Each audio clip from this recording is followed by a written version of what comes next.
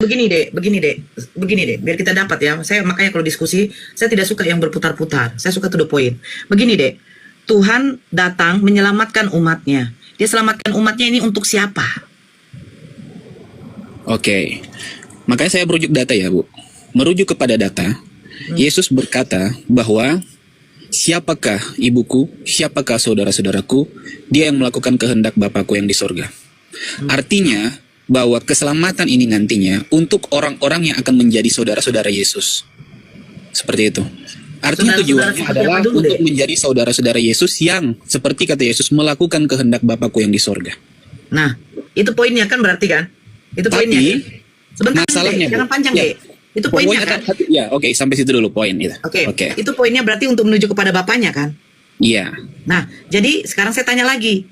Ketika Musa diutus untuk Bani Israel, dia menyelamatkan Bani Israel untuk siapa?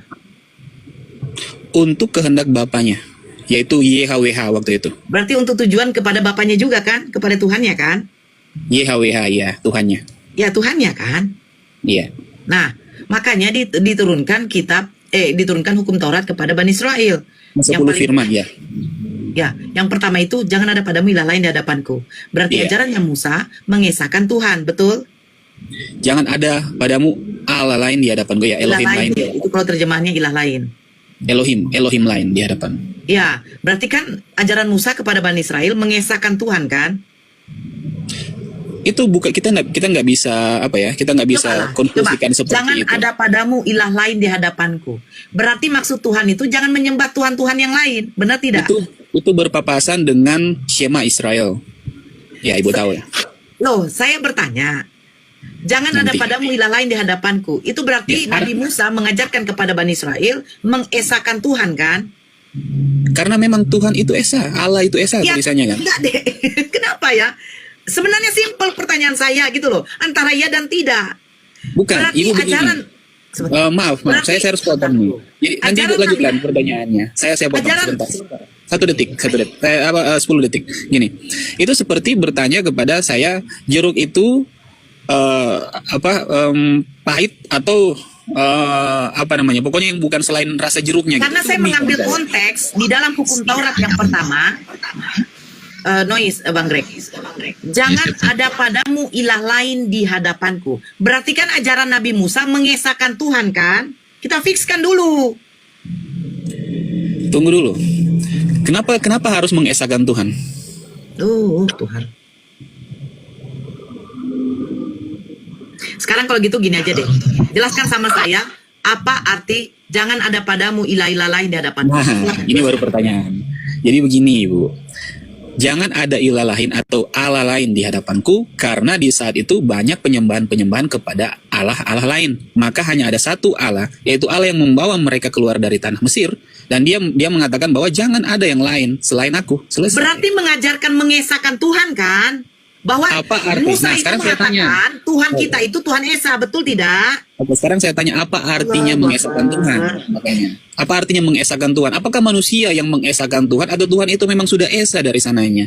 Itu masalahnya, Bu. Kalau Ibu bertanya bahwa manusia tuh harus mengesahkan Tuhan karena apa? Karena manusia mau melakukan penyembahan-penyembahan kepada berhala. Makanya hukum Taurat itu keluar. Kalau dari perspektif kami itu salah. Yang benar adalah Tuhan memang sudah esa dari sananya. Tidak mungkin manusia yang mengesahkan Tuhan, lalu kalau manusia tidak mengesahkan Tuhan, maka Tuhan jadi banyak. Pertanyaan saya, kenapa dikeluarkan hukum Taurat pertama, jangan ada padamu ilah-ilah lain di hadapanku kepada Bani Israel? Ya, karena yang lain bukan Elohim, yang lain tidak hidup. Semua mati. Karena Bani Israel pada waktu itu melakukan penyembahan berhala, betul? Ketika tulisan itu ditulis. Jangan jawab ketika. Ya, karena kenapa ada kata jangan ada padamu ilah-ilah lain di hadapanku? Karena pada waktu itu Bani Israel melakukan penyembahan berhala kepada yang lain, bukan?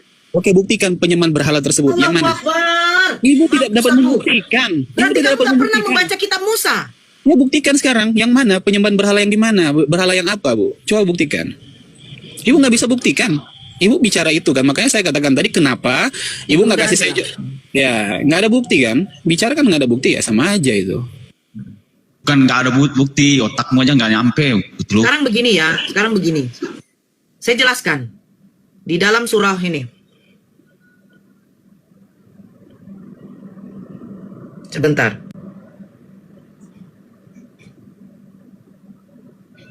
Nih. Malu-maluin ya Allah.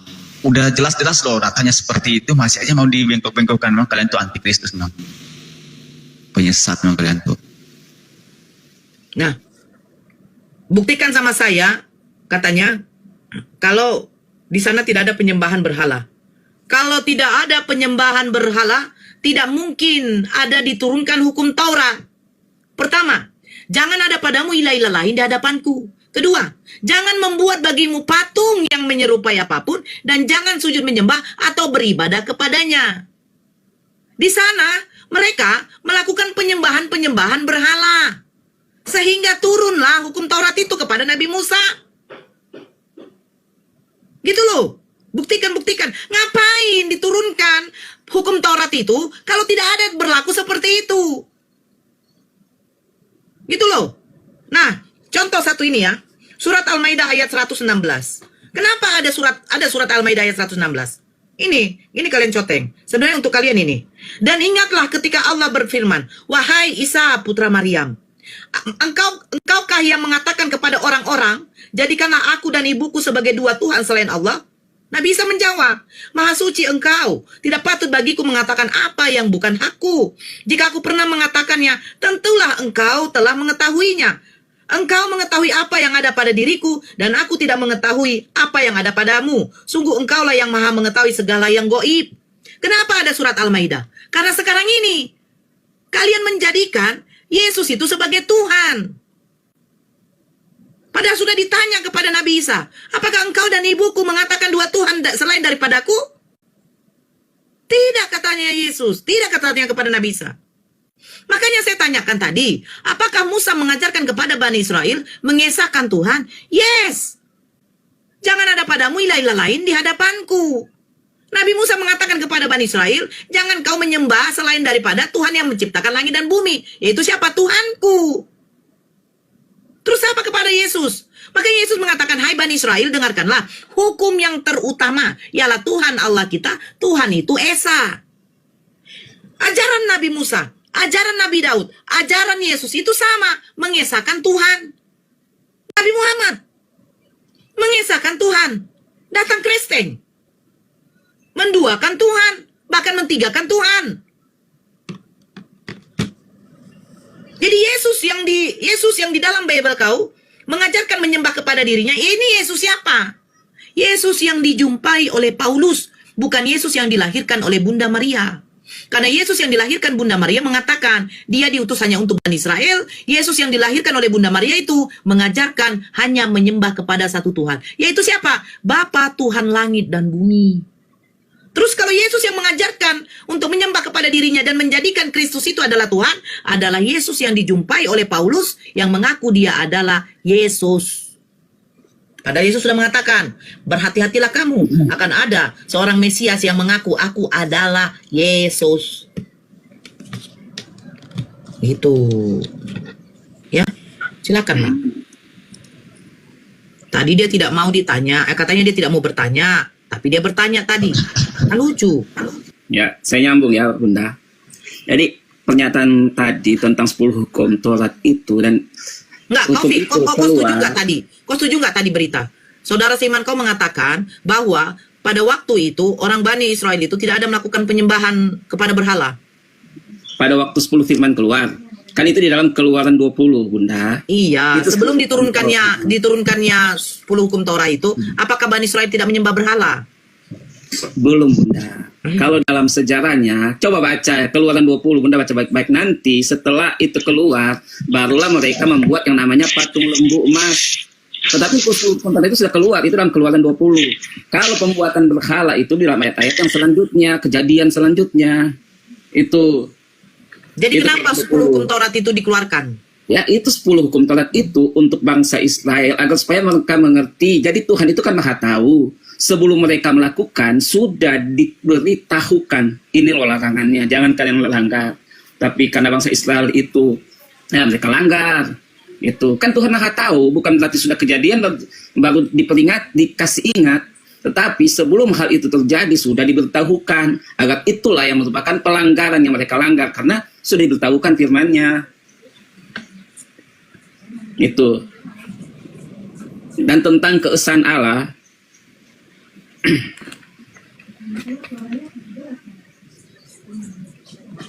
Di mana hukum Taurat tertulis?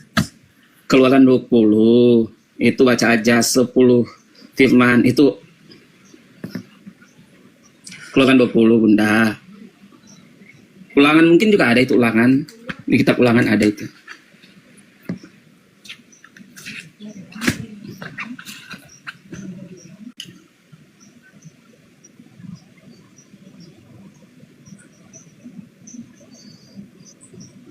Jadi sebelum datang hukum Taurat, mereka tidak membuat berhala. Ya. Inilah ya. Inilah Kan nanti, lucunya ya.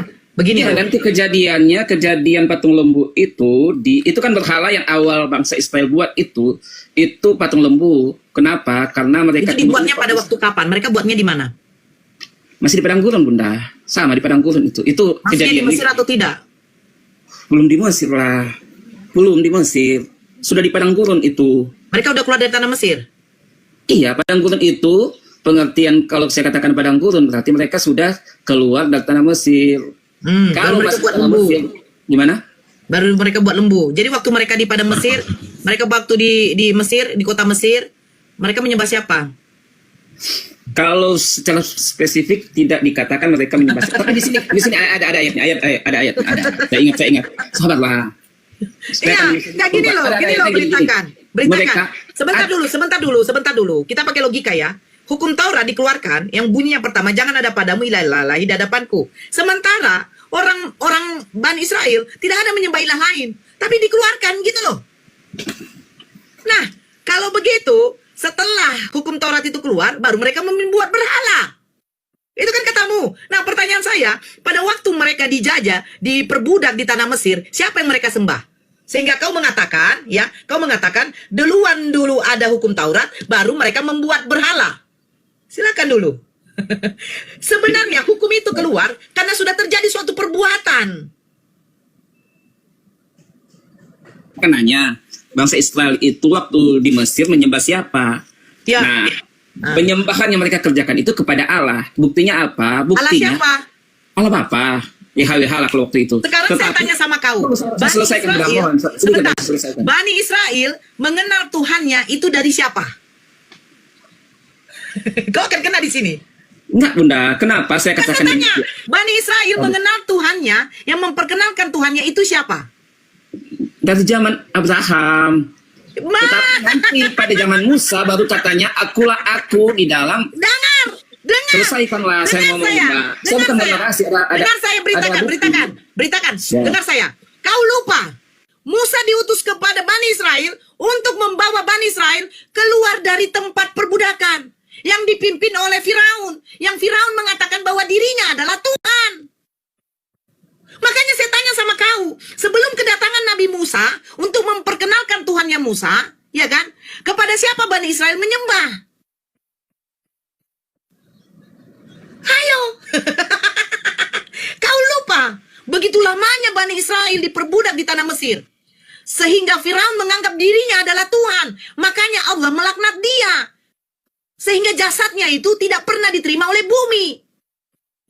Sebagai contoh, sebagai bukti untuk nanti manusia ke depannya bahwa orang yang menyekutukan Tuhan seperti itulah akibatnya.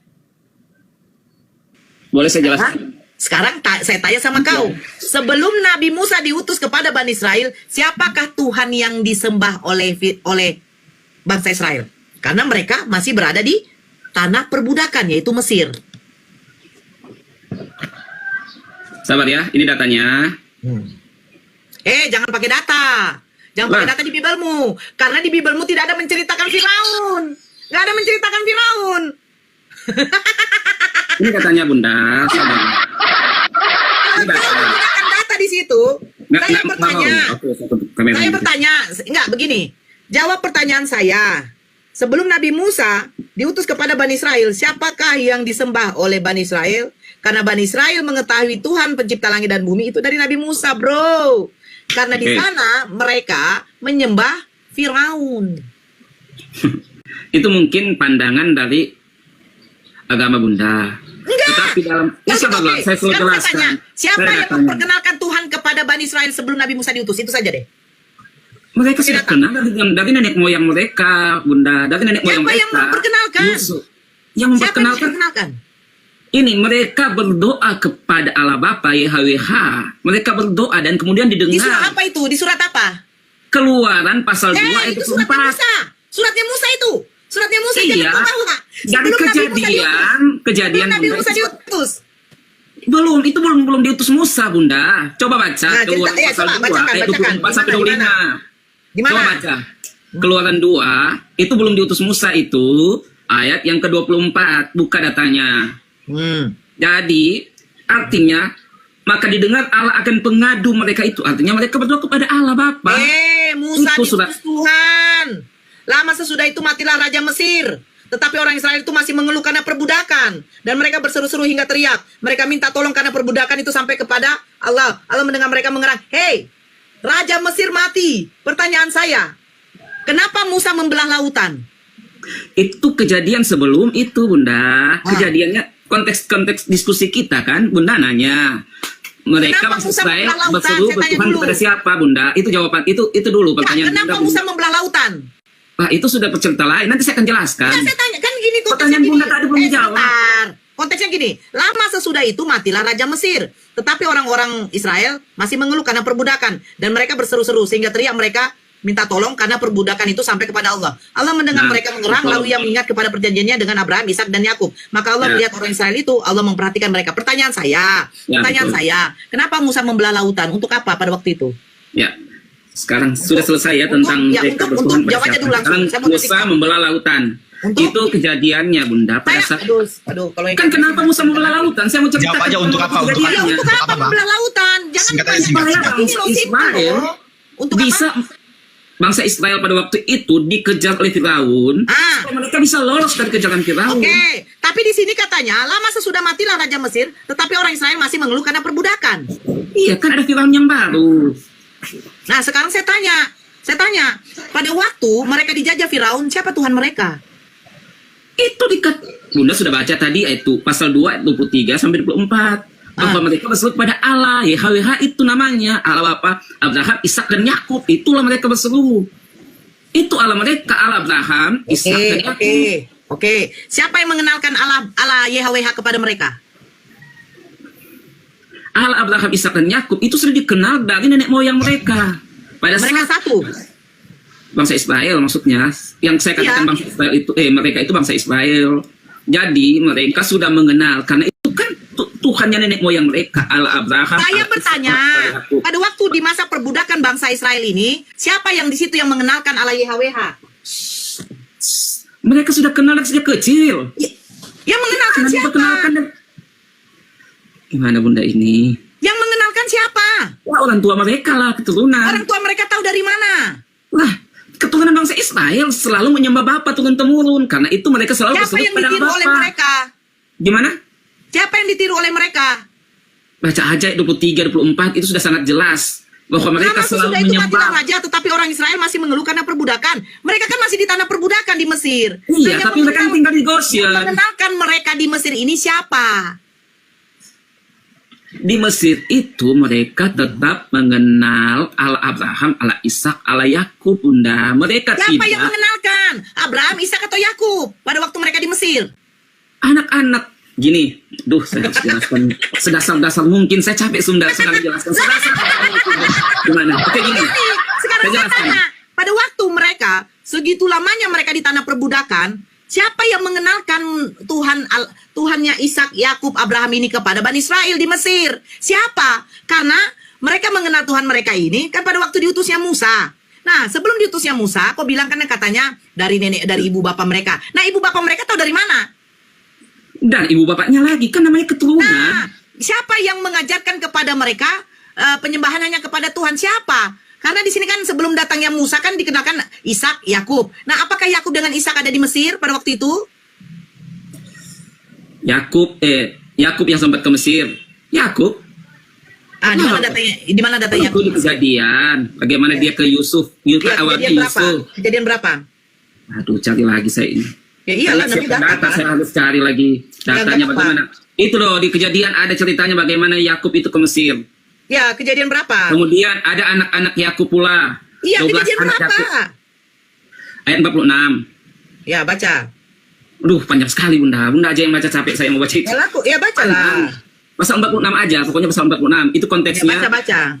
Maka Israel pun berangkatlah serta segala sesuatu yang padanya. Maka datanglah ia ke Berseba melalui persembahkan beberapa korban kepada Allah Ishak bapaknya. Jadi itu sudah ada turun-temurun. Maka firman Allah kepada Israel. Israel itu maksudnya Yakub. Dengan khayal pada malam firman-Nya, "Hai Yakub, Yakub," maka sembah Yakub, "Sahaya Tuhan." Maka firman-Nya bahwa akulah Allah bapamu, janganlah engkau takut turun ke Mesir, karena di sana aku jadikan dikau kelak suatu bangsa yang besar. Jadi sudah ada janji. Oh, saja sudah salah. Anaknya Yakub yang ke Mesir, bukan Yakubnya. Gimana? Oke, saya baca Sudah di dari jelas ini. datanya Yakub ke Mesir, kemudian dengan 12 anaknya dan cucu cicitnya dan dengar. keturunannya. Dengar, makanya inilah kalian ya, Bani terjemahan ya. Ini oleh Yakub Ishak, diterbitkan oleh Kehot Publication Society. Ini dari apanya orang Yahudi, sejarah Yahudi, sejarah singkatnya. Nih, kabar penemuan saudara-saudara Yusuf disambut baik oleh Raja Firaun. Ia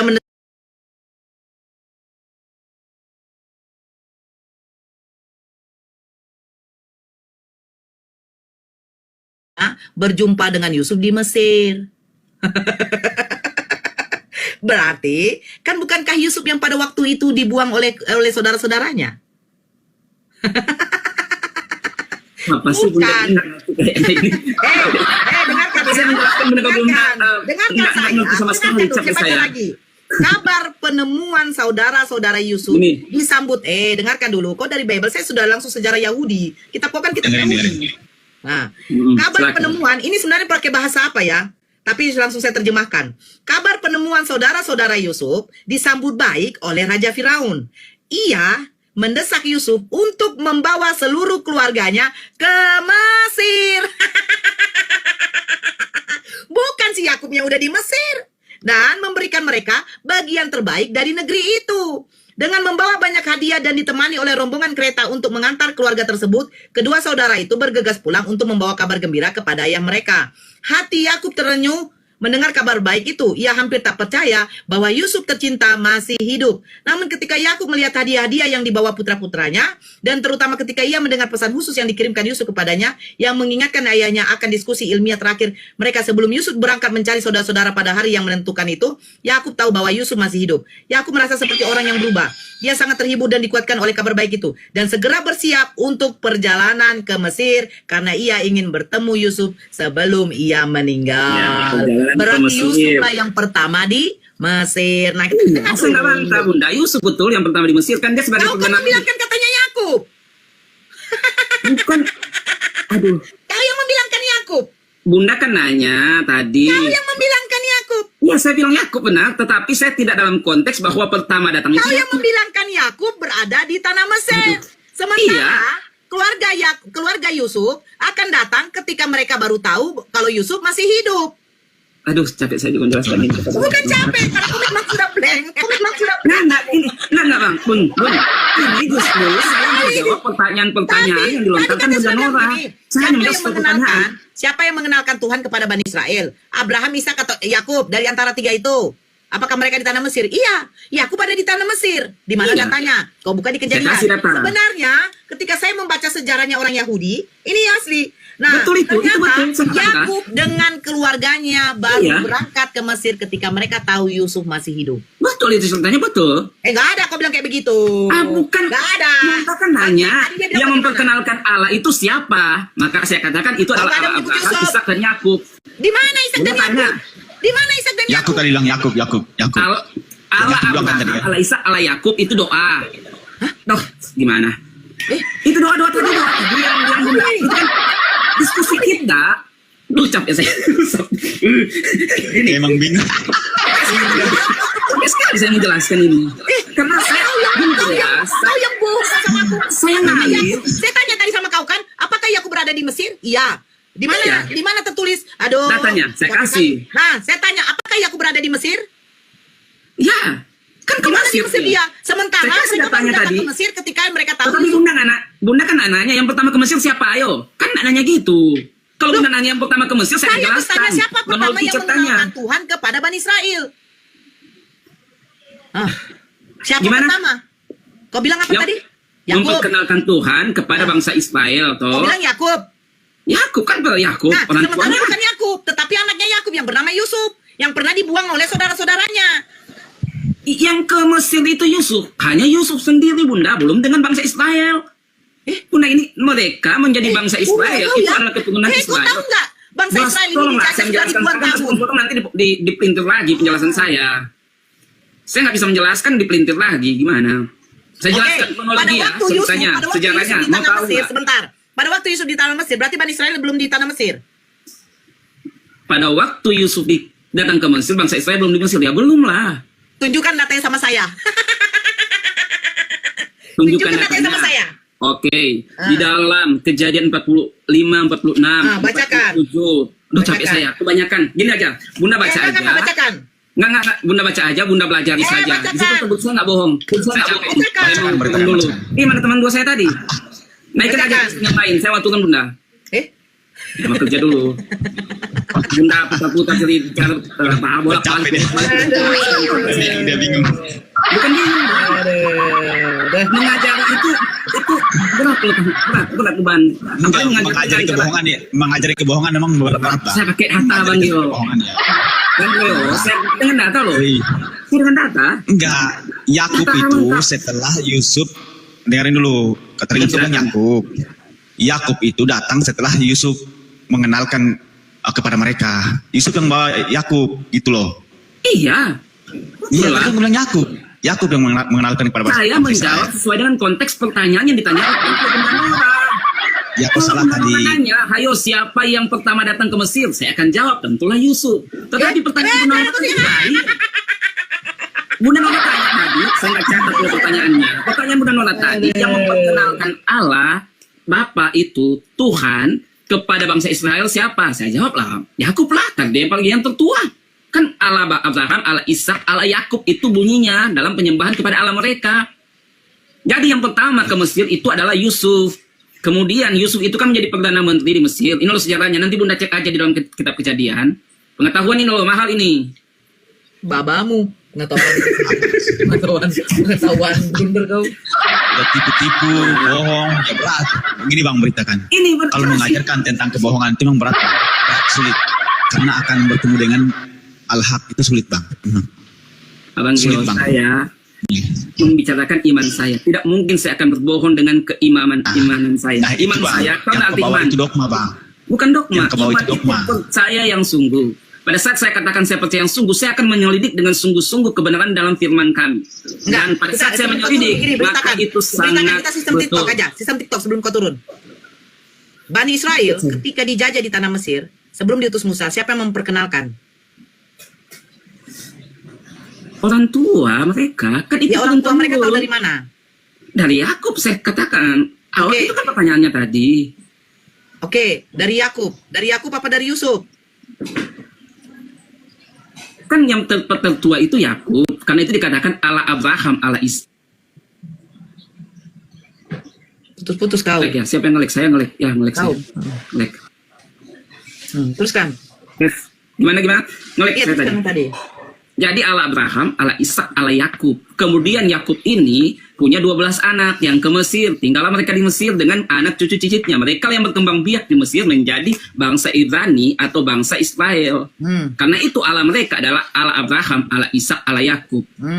Gitu. Jadi yang perkenalkan siapa ya orang tua mereka? Karena itu dikatakan dalam kitab Keluaran 3 tadi, mereka berseru kepada Tuhan dan Tuhan mendengar doa mereka sehingga mereka dibebaskan untuk berbuat bakti kepada Bapa diantar oleh Musa. Gitu aja kok repot. Nah, jadi pada Terima waktu kasih. Saya nggak tunggu apa-apa, dulu, Bang. saya terima. Jadi pada waktu sebelum diutusnya Musa, mereka nggak ada melakukan penyembahan berhala. Pada waktu Musa sebelum diutus mereka enggak lah. Nah, jadi apakah di dalam Biblemu tidak ada dikatakan bahwa Abraham menghancurkan patung emas berhala? Abraham. Ya. Enggak ada, Bang. Bunda, enggak ada. Enggak ada. Kalau Abraham menghancurkan, enggak.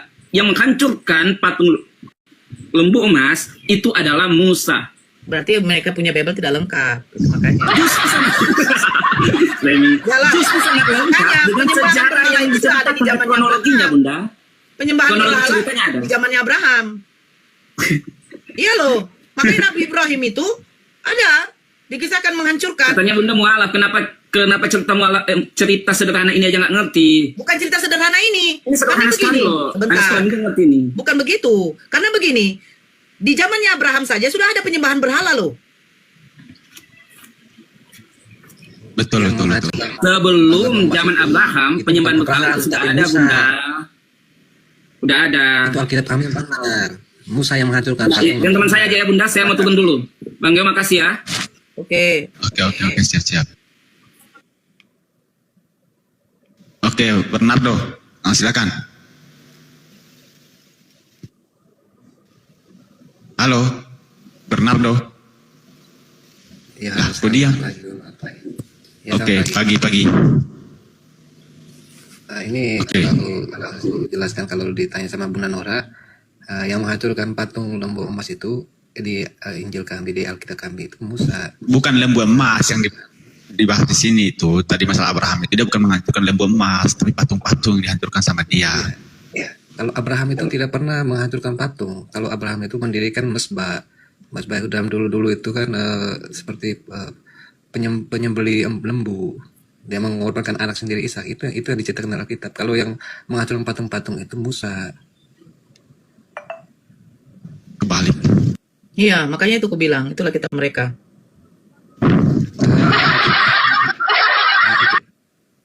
Tapi kalau aku menanya Bu, kalau menurut sejarah, kalau Alkitab kami itu kan dari zaman dulu ya, istilahnya gini, agama Katolik itu kan lahir terlebih dahulu ya kan. Kalau Nabi Musa itu kan dia memperkenalkan Islam kan umur 45 tahun. Nah itu jauh sebelum zamannya Nabi Isa Al-Masih atau Yesus yang kami sebut itu Yesus ya kan. Berarti bagaimana mungkin kami bisa merubah Alkitab itu? Padahal itu kan dari zaman dulunya seperti itu. Dikanonisasikan oleh Paus pertama ya. Paus siapa yang abad keberapa? Itu kan disuruh kanon. Itu kan Alkitab asli. Udah, nggak usah tipu-tipu. Kayak orang nggak tahu aja. Kalau bilang kanon dari asli, itu tunjukkan datanya loh. Tunjukkan datanya di mana gitu loh. Tunjukkan datanya biar enak. Jangan klaim-klaim doang gitu loh. Kami orang Katolik itu kan punya otoritas gereja ya. Jadi dia itu ada pimpinan kami. Ya udah. Dari Paus. Ya udah berarti gini bro. Berarti itu ketika dulu. Anda masuk, Berarti di dalam Bible Abraham tidak ada menghancurkan berhala-berhala. Tidak ada Bu. Abraham itu kan istilah kami sebut itu. Berarti di zamannya ya, Abraham Bapak. tidak ada penyembahan kepada berhala. Gini ya. Nah, Justru jangan ketika ada bilang yang begini. Apakah di zamannya Abraham ada penyembahan berhala? Ya. Hah? Justru itu ada Bu. Gini, ada maksudnya gini. Begini loh, bangsa bang. Israel. Begini bang, kalau diskusi apa yang ditanya, baru saya minta jelaskan gitu loh. Apakah di zamannya Abraham tidak ada penyembahan berhala sehingga Abraham tidak menghancurkan berhala? Kalau di zamannya Abraham itu pasti ada karena gini. Kenapa? Berarti ada kan? Ya. Berarti ada kan? Tetap ada. Semua. Sampai Nah, sekarang apakah tetap Bu. ada Abraham? Jangan dijelaskan, Bang. Berarti ada, itu aja poinnya. Apakah Abraham di situ pernah menghancurkan berhala-berhala? Oh, itu tidak pernah. Oke, saya bacakan ini ya. Ini saya datanya dari Itu dari mana, Bu? saya datanya dari Alkitab. Jewis. Yahudi punya. Itu Yesus itu Alkitab apa, Bu? Berarti Ibu jangan Kitab apa? Bible kau aja mengambil dari apa kok? Dari kitabnya Yahudi? Kitab apa katanya? Jewis Gini, Encyclopedia. Tunggu dulu, saya bacakan. Ini Yahudi punya. Ya ampun, makanya saya cari itu dari Yahudi. Saya tidak mau dari Bible kalian. Bu Nora katanya Kristen, masa nggak tahu? Ya saya nggak tahu ternyata karena apa? Bible kalian itu tidak lengkap. Ini saya bacakan sebentar ya. Di sini dikatakan, sebentar, saya pakai data. Saya kalau pakai data tuh diam dulu. Saya nggak mau di sini. Makanya saya itu tidak mau. Kalau saya salah, saya akan salah. Nih, sebentar. Menentang penyembahan berhala.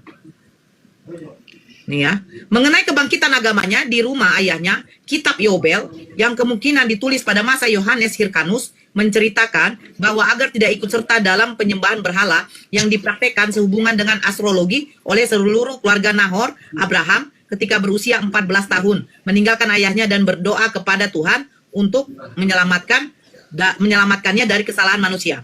Abraham menjadi penemu metode pertanian yang lebih baik, menunjukkan kepada orang-orang cara menyelamatkan benih di padang dari burung gagak yang melahapnya. Ia kemudian mencoba membujuk ayahnya untuk meninggalkan penyembahan berhala. Tetapi Tera takut kepada orang-orang dan menyuruh diam. Akhirnya ketika Abraham juga menghadapi tantangan dari saudara-saudaranya, ia bangun pada suatu malam dan membakar rumah tempat berhala-berhala disimpan dalam upaya menyelamatkan saudaranya Haran dibakar sampai mati. Berarti Abraham ikut andil memusnahkan berhala-berhala. Kenapa di Bible tidak diceritakan? Kalau aku belum terlalu begini loh, belum terlalu pelajari. Belum terlalu iyalah, karena kan kalian tidak mau mengutip dari apa ya. Kita kan orang awam semua, Bu. Bukan soal orang awam, Bang. mendalam. Saya orang awam, tapi saya tidak mau dibodohi. Gitu loh, Bang. Bukan soal orang awamnya, Bang. Ya, yang namanya ilmu itu bukan berarti saya orang awam lah. Itu sudah tugas punya pendeta. Itu tidak, Bang. Makanya dikatakan tapi bukan pendeta. tuntutlah ilmu sampai ke liang lahat. Itu artinya apa? Terus belajar sampai kau mati. Gitu. Makanya saya bingung kalau katanya di Bible Abraham tidak ada menumpas berhala-berhala. Berarti betul lah Al-Quran bahwa Abraham lah nabi pertama, ibarat dia nabi yang menghancurkan berhala pada waktu itu ya, berupa apa itu namanya? Patung lembu emas yang besar. Betul. Nah, di tempat kalian juga nggak ada kan? Di Bible katanya Abraham dibakar tetapi tidak mati. Padahal kalau menurut kitab Yahudi ada itu. Itu tidak ada Abraham dibakar sampai mati. Ya, di Bible kalian. Tapi kenapa di kitabnya orang Yahudi ada? Ada ditemukan bacaan di situ bahwa ada pembakaran pada waktu itu. Selama berapa puluh hari itu, Bang Greg? Abraham dibakar itu Ya, lumayan kayaknya. 40. Bentar. Bukan soal orang awamnya, Bang Bernardo.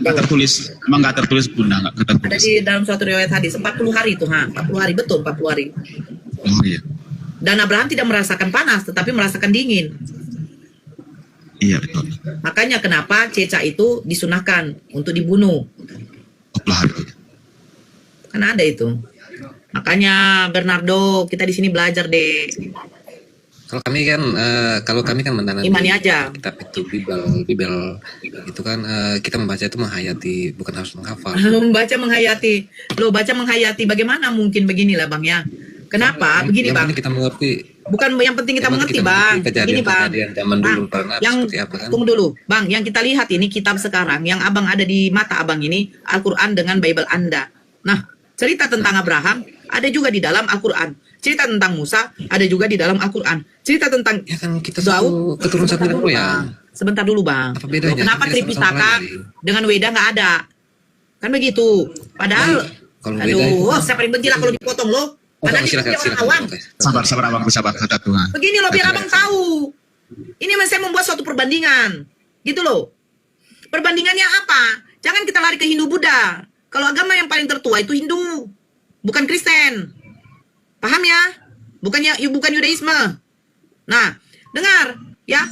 Di kitab Al-Quran, ini kan yang bisa kau dapati. Weda dengan Tripitaka nggak akan kau dapati. Ada Musa di situ. Beda itu. Nah, di kitabnya Kristen dengan kitabnya Muslim, Al-Quran dengan Bible, itu sama-sama menceritakan ada tokoh sejarah Nabi yang namanya Abraham, Ishak, Yakub, Daud, Musa, bahkan kepada Yesus. Kan begitu.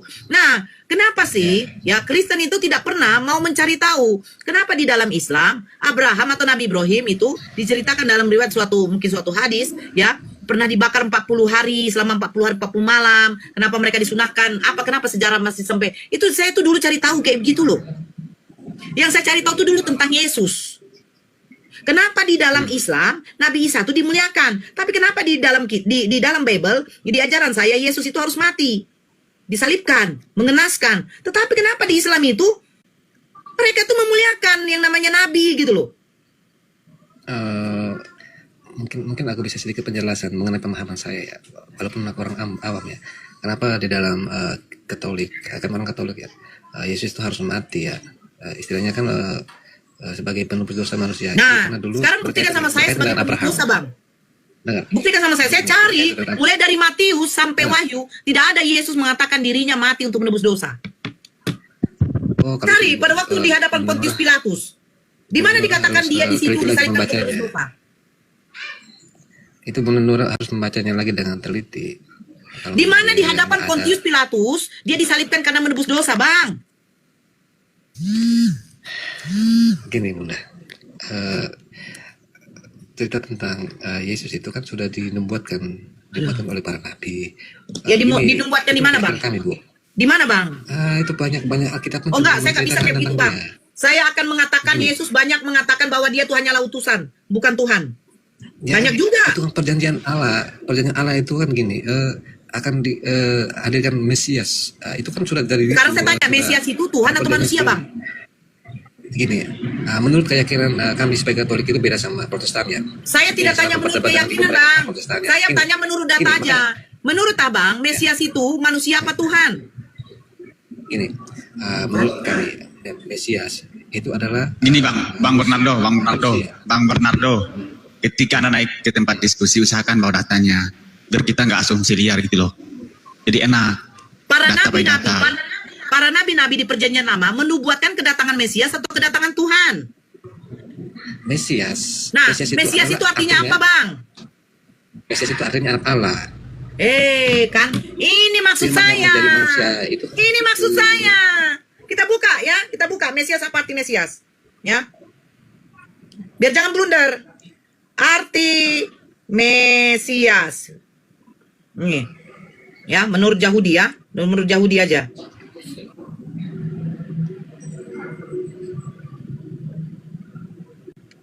Dulu. Mana nih apanya? Britannica. Nih. Saya translitkan dulu. Mesias dari bahasa Ibrani, Masias yang diurapi. Dalam Yudaisme, raja yang diharapkan dari garis keturunan Daud, misalnya keturunan Raja Daud yang akan menyelamatkan Israel dari perbudakan. Jadi, orang Yahudi itu menantikan kedatangan Mesias, bukan kedatangan Tuhan. Mesias itu adalah sang juru selamat penggantinya Raja Daud yang betul-betul dari keturunan Daud. Sementara Yesus tidak punya bapa. Yang keturunan dari Daud itu adalah Yusuf. Makanya Yusuf dinikahkan dengan Maria. Makanya selalu mereka mengatakan Yesus itu anak Daud. Sejak kapan Yesus keturunan biologis dari Daud? Maksudnya sejak kapan nasabnya Daud itu sampai kepada Yesus? Karena Yesus dilahirkan tanpa bapa. Makanya yang dinubuatkan para nabi-nabi di dalam perjanjian lama adalah kedatangan Mesias yang artinya orang yang diurapi. Kalau bahasa Yunaninya artinya Kristus. Makanya di dalam Lukas 2 nomor 11, hari ini telah lahir bagimu juru selamat Kristus Tuhan di kota Daud. Hari ini telah lahir bagimu juru selamat manusia yang diurapi Tuhan di kota Daud. Yesaya menubuatkan kedatangan seorang Mesias, artinya manusia yang diurapi, bukan Tuhan. Makanya saya katakan, di mana datanya Yesus di hadapan Pontius Pilatus dihukum salib karena untuk menebus dosa. Yohanes 11 silakan dibaca. Mereka mau menangkap Yesus karena Yesus kedapatan telah menghasut rakyat di sana untuk tidak membayar pajak kepada kaisar. Terus Yesus dituduh menyamakan dirinya sederajat dengan Tuhan. Ini fitnahan, sehingga Yesus disalib. Mereka benci kepada Yesus. Mereka tidak suka kepada Yesus. Bukan karena Yesus adalah